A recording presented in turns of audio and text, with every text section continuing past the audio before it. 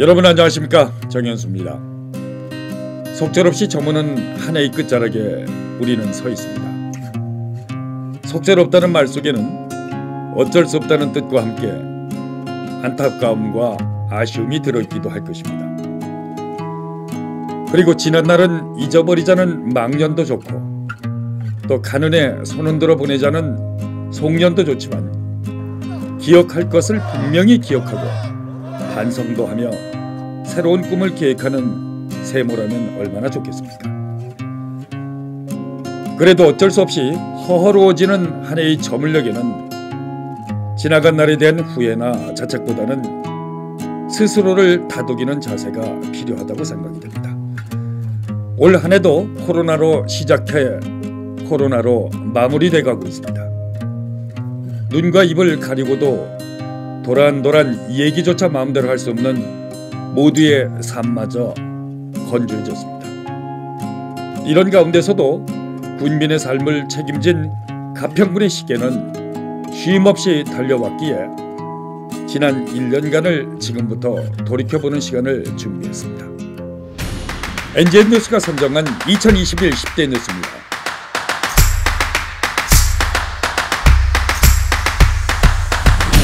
10위 뉴스는 상하수도와 도시가스 보급률이 선정됐습니다.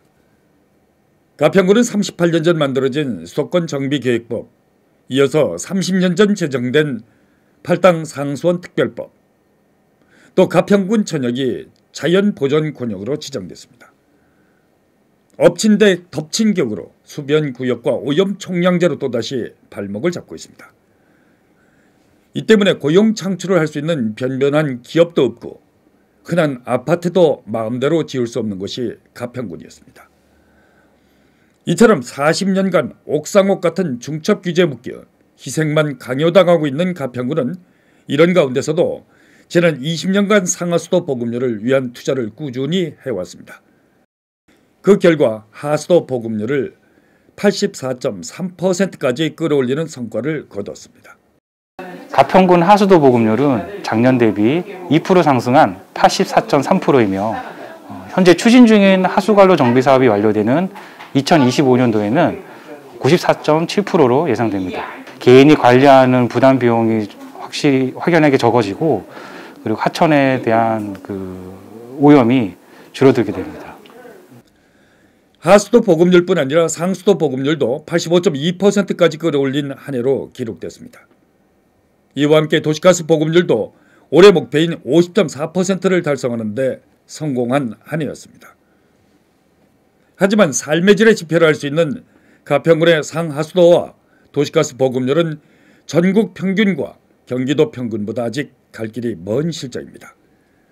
지역경제의 활성화와 군민의 삶의 질 향상을 위해서는 무엇보다 20-30년간 묶어놓고 요지부동인 한강수계법과 팔당 상수원권역 특별지역에 대한 전면적인 재검토가 시급합니다. 이러한 법들이 70년대에 대부분 지정이 되고 생겼습니다. 상식적인 선에서 합리적으로 계산한 부분들이 있습니다. 있음에도 불구하고 정치적으로 이용해서 저희도 개발 욕구가 있고 사람이 살고 있고, 그럼에도 불구하고 규제로 차별을 당하고 있습니다. 결국 공정하지 못한 세상이고요. 그러면 상대적인 어떤 지원책도 마련이 되어야 되는데요. 사실상 그렇지 못합니다. 그래서 우리는 좀 상수원지역 지원특별법이나 지원법이 새로 개정이 돼서 특별하게 정책적 지원이 되어야 됩니다.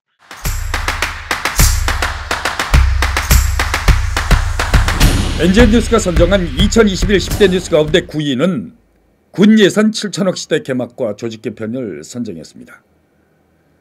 민선 7기 가평군은 추가 경정 예산 기준으로 7,204억 원을 편성해서 가평군 사상 최초로 7천억 원 시대에 돌입했습니다. 군 예산 7천억 시대는 무엇을 의미하는가? 그만큼 가평군이 성장하였고 발전하고 있다, 발전 중이다. 국도비 확보 등 의존 재원의 증가가 주 이유입니다. 상급기관과의 협력관계 유지, 그 다음에 다양한 공모사업에 참여하고자 하는 공직자들의 노력이 있었습니다. 지난 2008년 처음 3천억 시대를 연대 이어 2011년 3,570억, 2014년 4천억, 2017년 5천억 시대에 이어 2020년에 6,550억 원, 올해 7,200억 시대가 열린 것입니다. 살림살이 예산이 처음 3천억 시대를 열었던 2008년 이후 13년 만에 살림살이 규모가 2.37배로 커졌습니다. 살림살이 규모가 커졌다는 것은 곧 군민의 삶의 질 향상에 기여할 수 있다는 것으로 해석됩니다. 예산이 늘어난 만큼 지역 주민들의 복지가 확대되었고요. 그다음 지역 균형 발전을 위한 다양한 사업들이 이루어질 수 있고, 그 다음에 가평구는 인구 10만 도시를 지향하고 있습니다. 그거에 대한 도시 기반 사업을 위해 앞으로 쓰여질 겁니다. 그러나 지방세와 세외 수입은 10년 전인 2011년 수준에 머물고 있고, 국도비 보조금도 2020년에 비해 올해는 360억 원이 줄어들어서 허리띠를 졸라매야만 했습니다. 내년 6월에 탄생하는 민선 8기의 군수와 군의회는 중앙부처, 경기도와의 유기적인 협조체제를 구축해 국도비 예산 확보에 분발해야 함을 시사하는 대목입니다.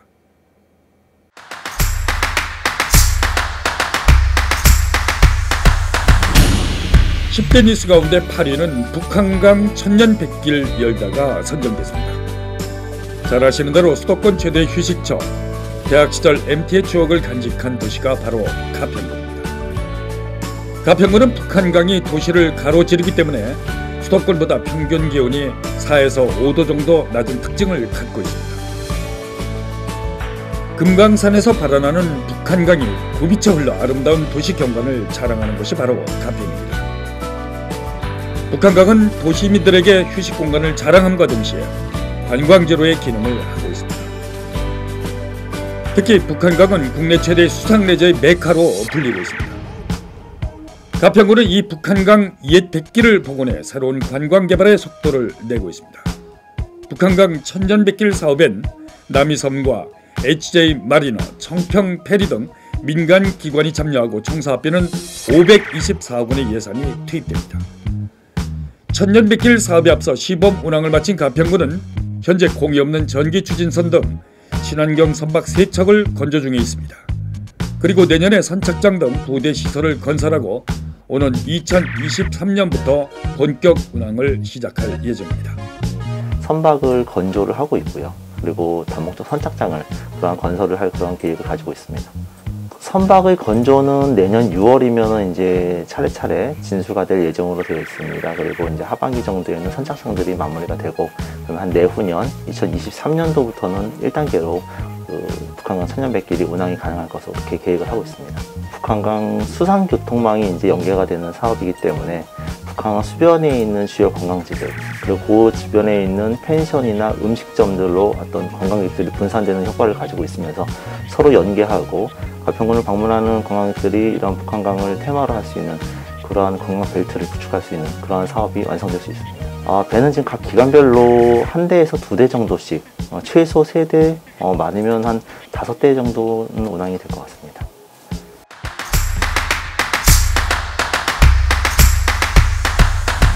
NJ 뉴스가 선정한 10대 뉴스 7위는 자라섬 꽃정원이 선정됐습니다.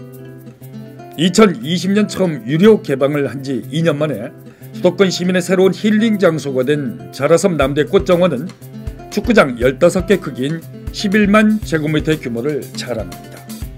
가평 군민의 땀과 노력으로 수마를 극복하고 다시 피어난 남대 꽃정원은 봄, 가을 관광객을 유혹하기에 부족함이 없습니다. 자라섬 남도에서는 꽃의 향연뿐 아니라 볼거리, 즐길 거리가 있어서 힐링 장소도 급부상하고 있습니다. 또한 자라섬 남도 유료 개방 이태째인 올해 13만 5천여 명이 방문해 6억 2천만 원을 소비한 것으로 집계돼 지역 경제에도 큰 도움이 된 것으로 평가됐습니다. 무엇보다 북한강과 나란히 성장한 자라섬 남도가 가평군의 대표적 관광 명소로 자리매김하면서 경제적 시너지 효과는 90억 원에 이르는 것으로 분석됐습니다. 코로나가 창궐한 가운데서도 자라섬 남도꽃정원에 열광하는 것은 청정으로 피운 꽃과 함께 접근성이 좋기 때문이라는 분석입니다. 가평군은 자라섬을 꽃의 정원에 만족하지 않고 새해엔 150억 원을 투입해 불모지인 동도를 개발하는 등 변신을 준비하고 있습니다. 따라서 자라섬에 대한 국민적 관심은 해를 거듭할수록 커질 것으로 기대됩니다.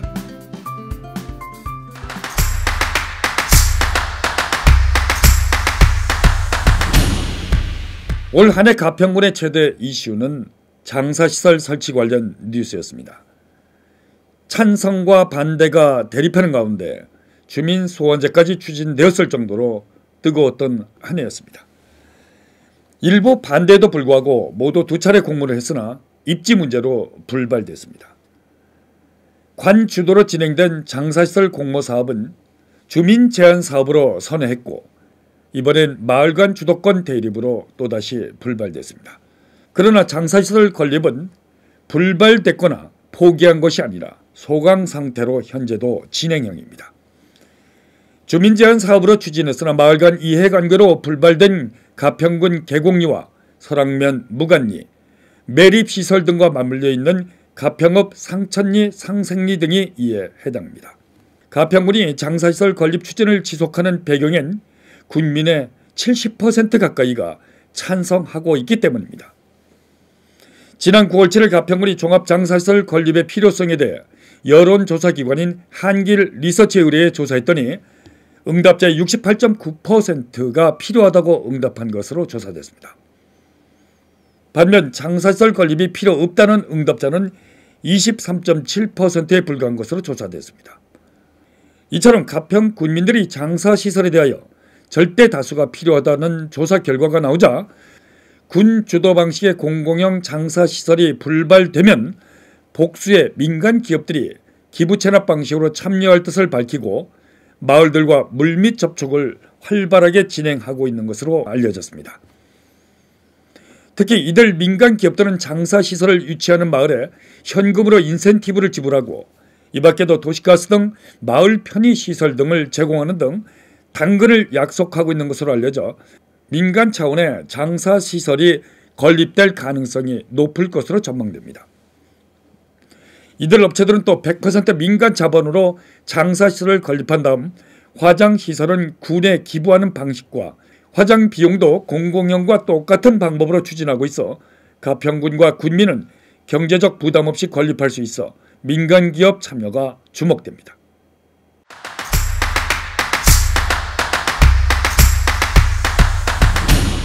엔젤뉴스가 선정한 10대 뉴스 5위는 김성기 가평 군수 퍼펙트 무죄 확정이 선정됐습니다. 2021년 새해 초 정치자금법, 선거법 위반 등으로 불구속 기소된 김성기 가평 군수는 지난 1월 14일 대법원으로부터 무죄가 최종 확정됐습니다. 1심과 2심에서 무죄가 선고된 데 이어 대법원으로부터는 상고가 기각되면서 만 2년 만에 완벽한 무죄가 확정된 김 군수는 무려 20여 차례 넘게 법정에 서야만 했습니다. 지난 2018년 6.13 동시지방선거를 앞두고 3선에 도전한 김 군수 출마를 저지하기 위해 음모와 음해로 시작된 사건이었습니다.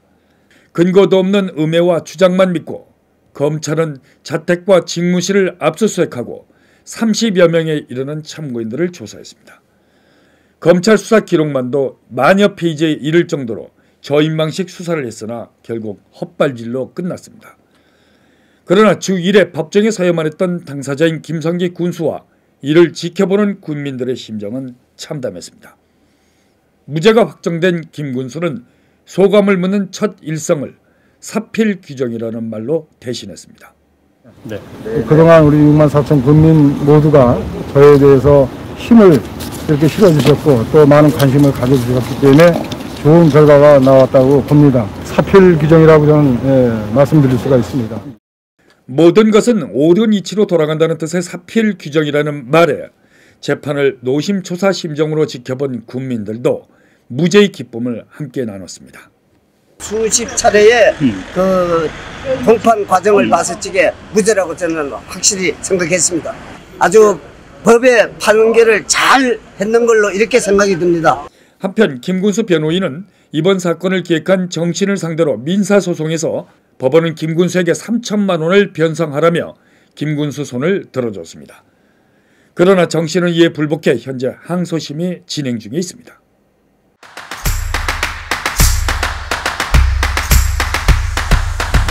(4위는) 경기농수산진흥원 순위 조작 사건이 선정됐습니다. 전 이재명 경기지사는 낙후된 경기 동북부 지역 균형 발전을 위한다며 공공기관 이전을 추진했습니다. 이 가운데 경기농수산진흥원 유치에 참여했던 가평군이 1위 점수를 받고도 순위를 조작해 경기 광주로 빼돌렸다는 의혹을 보도했습니다. 당시 심사에 참여했던 심사위원과 진흥원 임직원들의 증언이 실마리가 됐습니다.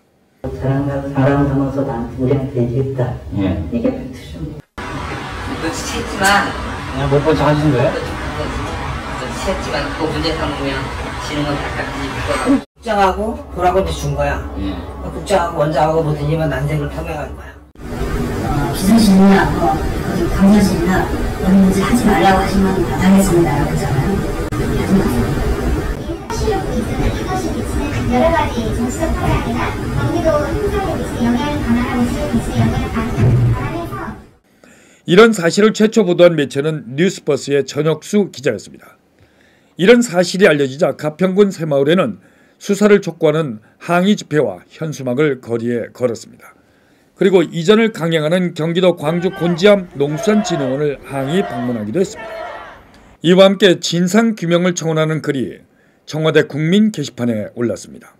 그런데도 가평군의 민주당 의원들은 경기도의 제19 감싸기 감사 결과 문제가 없다는 말만 믿고 안도의 한숨을 짓기도 했습니다. 이 사건은 현재 행정안전위 소속 국민의힘 최춘식 의원에 의해 행안부에서 조사가 진행 중에 있습니다. 한편 최근 한 지방 언론도 경기도 감사 결과 순위 조작 의혹은 없는 것으로 밝혀졌다고 보도했습니다. 그러나 당시 농수산진흥원장이었던 강의원 씨가 자신이 순위 조작을 했다고 말한 것은 사실이라고 보도했습니다. 강의원 씨가 직접 순위를 조작했다고 말한 것을 확인한 경기도 감사실은 그러나 강 씨의 해프닝으로 덮고 말았습니다. 다 된 밥을 눈뜨고 통째로 빼앗기고도 이에 분노하지 않는 가평 군민의 분열된 모습만 보인 씁쓸한 한 해였습니다.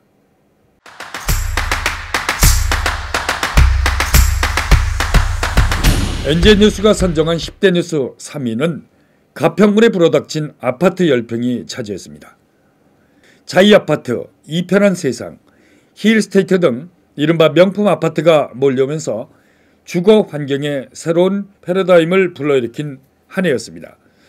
그중 자이아파트는 12대 1의 경쟁률에도 불구하고 분양 하루 만에 완판됐고 가평군 아파트 열풍과 분양 가격을 견인했다는 평가를 받고 있습니다. 이보다 먼저 시공한 코하루 아파트는 입주를 시작했고 이편한 아파트도 공사가 한창입니다. 그런가 하면 운전교육대 옆에 시공 중인 힐스테이트도 부지를 조성하고 있습니다. 또한 서울과 접근성과 입지 조건이 좋아 인구 유입이 가장 많은 설악면에도 아파트 건설이 한창입니다. 현재 설악면에는 선원건설이 추진하고 있는 지역주택조합 420세대가 시공 중에 있습니다. 가평군에 따르면 이미 분양을 마친 아파트 이외에도 신규 아파트 건설이 여러 곳에 추진되고 있는 것으로 확인됐습니다.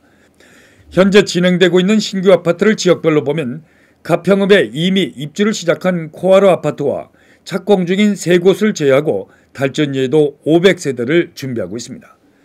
그런가 하면 설악면에도 선원건설의 DL본을 포함해 모두 5곳의 신규 아파트 3,451세대 건설을 준비하고 있습니다.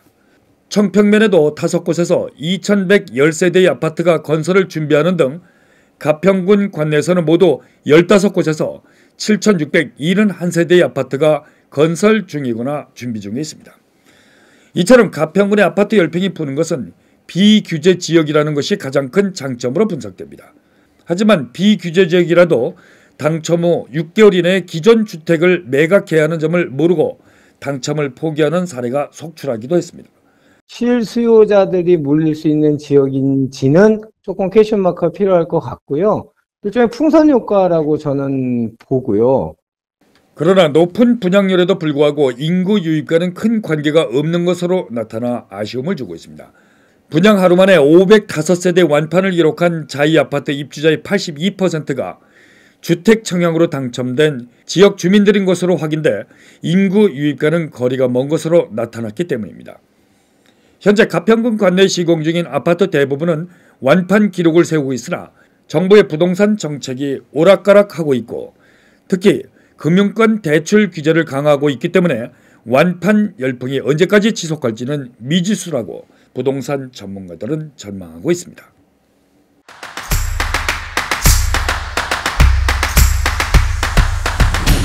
10대 뉴스 2위는 제2경춘국도가 선정됐습니다.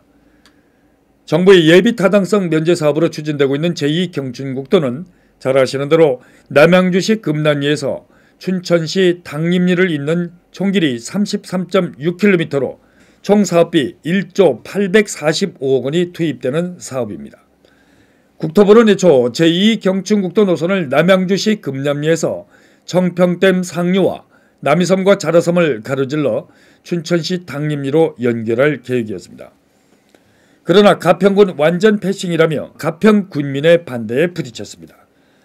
국토부는 가평군 안 대부분을 수용해 청평면을 통과해 가평읍과 춘천시 안보리로 노선을 변경했습니다.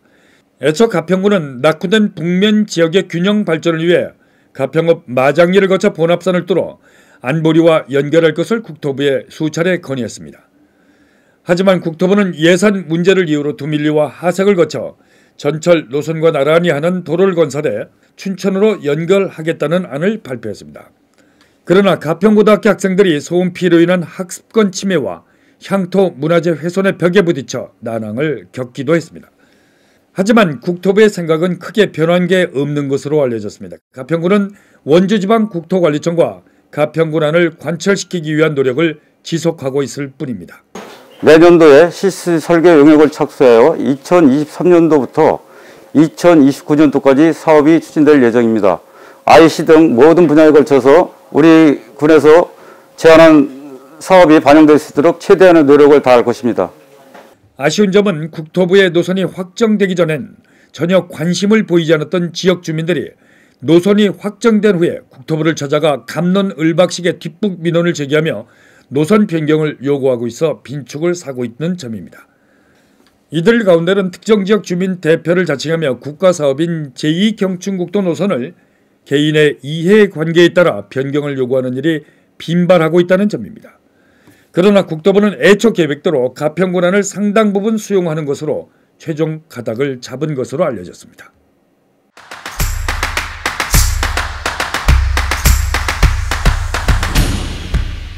국토부는 올해부터 오는 2025년까지 5년간 새로 추진할 국도와 국지도 사업을 담은 제5차 건설 계획을 최근 발표했습니다.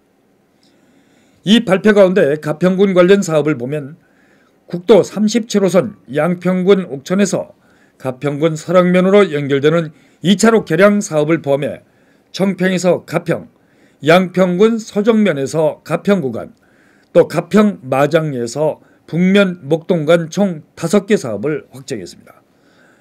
이번 국지도 관련 사업은 일괄 예비 타당성 조사 등을 거쳐 확정되었다는 점에서 차질 없이 진행될 것으로 보입니다.